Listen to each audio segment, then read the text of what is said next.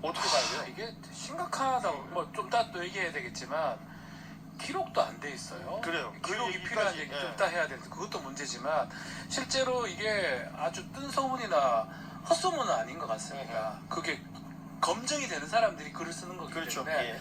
그 소문들이나 이런 것들을 아마 또 직무를 했던 사람이 아마 얘기했던 거를 듣고 올렸을 가능성이 높고 감찰을 이제 해야 되는데 그러면 담당자들 찾아내야 돼요.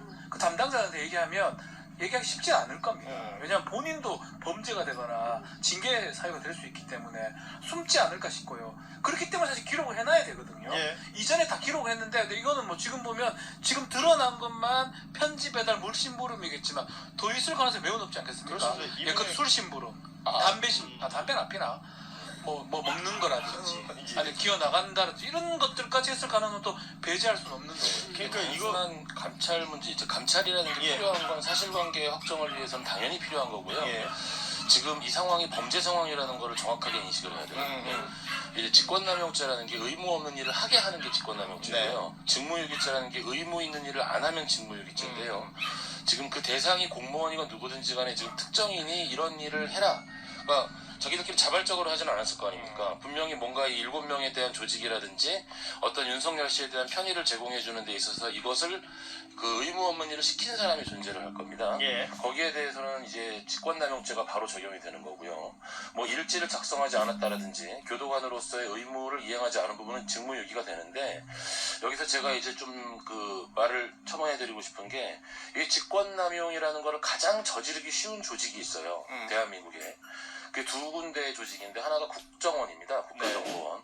그리고 또 하나가 대통령경호처입니다. 대통령경호처가 여러 가지 일들을 하다 보면은 이제 막 그 공무원들한테 이렇게 의무 없는 일을 시키는 경우가 많거든요. 그래서 우리 법은 특별히 직권남용죄에 대해서 국가정보원법과 그 대통령경호실법에 경호처법에 의해서 이 직권남용죄를 특별히 규정을 하고 형량을 높여놨어요. 국정원 같은 경우는 7년 이하 징역, 그리고 이제 대통령경호처 같은 경우 5년 이하 징역으로 나가게 되는데 예. 지금 이 의무 없는 일을 하게 만든 지금 아마 대통령 경호처 쪽이 지금 의심을 받고 있다고 생각을 예. 하고 충분히 개연성 있다고 보이거든요. 반드시 사실관계를 파악해서 이거는 단순한 뭐 조사 문제가 아니고 수사 대상입니다. 지금. 그러니까 이 교정 관련 일하시는 분들 수용 일지의 중요성을 다들 얘기하시더라고요. 다 적습니까? 예. 이거는 뭐 안 쓸 수가 없는 거라고. 무조건 적어야 돼요. 그러니까 반드시 적는 건데 이번에 지금 52일간의 수용 일지가 누락돼 있다는 거 아닙니까? 전혀 한 줄도 적혀 있지 않다는 거예요. 여기 이제 대통령 경호처에 압박이 있었던 거 아니냐라는 의혹이 있는 것이고 경호처 압력 관련된 의혹을 MBC가 취재해서 보도한 내용이 있는데 그러니까 지난 1월 19일에 영장 발부 내고 나서 윤석열에 대해서 구속이 되고 나서 그 이튿날 경호처가 경호 대상자의 동정 유출 방지 등 보안 유지 협조 요청이라는 공문을 서울구치소에 보냈고요.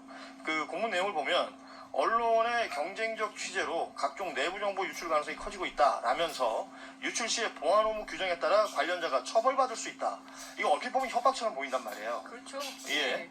지금 이 내용을 보냈다는 것이 그러면 그 수발을 들었다고 말하는 7명의 이 교정 직원들이 네, 기록을 남기지 않은 이유가 되지 않겠느냐. 그렇죠. 그렇죠. 보안.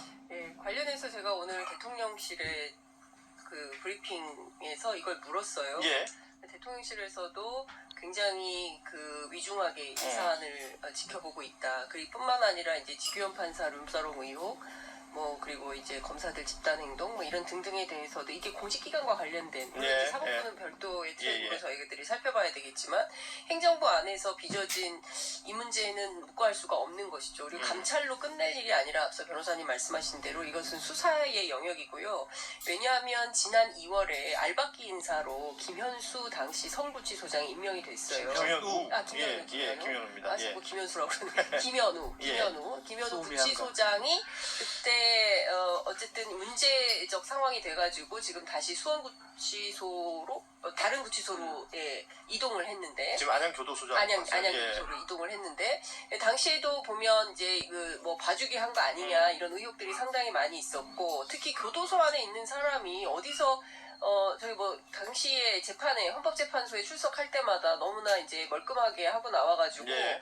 뭐 경호처 관계자가 들어가서 해주는 거냐, 그럼 현재 와서 누가 도와주는 거냐, 그 도와주는 사람은 누구냐, 이런 의혹과 그리고 또 공개하라는 요구가 상당히 빗발쳤습니다. 네. 특혜를 중심으로. 근데 알고 보니까 교도소 안에 이게 있었다는 거잖아요. 외부 미용사가 직접 뭐 도와준 흔적 이런 그 얘기도 것들까지도 했죠. 지금 예. 나오고 있는 것이기 때문에 종합해서 이거는 뭐 법무부가 엄중 감찰도 하겠지만 대통령실에서도 들여다보고 있다고 하니 이 문제는 경우에 따라 수사로 진전될 가능성이 매우 높다. 저는 그렇게 생각합니다. 문제가 큰 곳은 저는 구치소라고 보거든요. 서울구치소. 경호처에서 압력 행사했던 거는 뭐 지금 드러난 사실상 맞다고 보는데 압력을 행사했다가 받아야 되나요?